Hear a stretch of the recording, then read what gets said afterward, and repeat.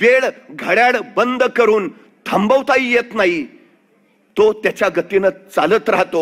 ज्याला वेळेचं मोल आणि महत्व कळालं, ज्यांनी क्षण पकडला, त्या क्षणाची ज्याला संधी करता आली, संधीचं ज्याला सोनं बनवता आलं, त्याला आयुष्य घडवता आलं, ही सगळ्यात मोठी वस्तुस्थिती आहे.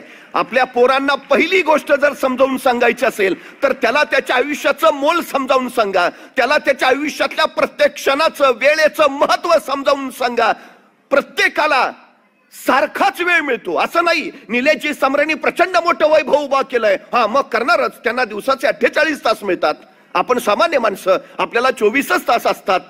नाही हो, ते मोठे झाले कारण त्यांना 48 तास, आम्ही मागं राहिलो कारण आम्हाला 24 तास नाही. प्रत्येकाला 24 तासच मिळतात, पण मिळालेल्या वेळेचा कोण कसा किती अचूक वापर करतो याच्यावर त्याचं यश ठरतं. ही सगळ्यात महत्वाची गोष्ट आहे. आमच्या मुलांना सांगा की तुझ्या वाट्याला आलेला प्रत्येक क्षण, त्याचा अचूक वापर तुला जगण्यासाठी करता आला पाहिजे, स्वतःला घडवण्यासाठी करता आला पाहिजे.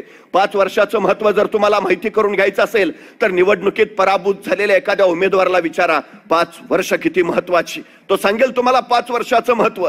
1 वर्षाचं महत्व जर तुम्हाला माहिती करून घ्यायचं असेल तर नोकरीनं मिळालेल्या एखाद्या बेरोजगार युवकाला विचारा, 1 वर्ष किती महत्वाचं.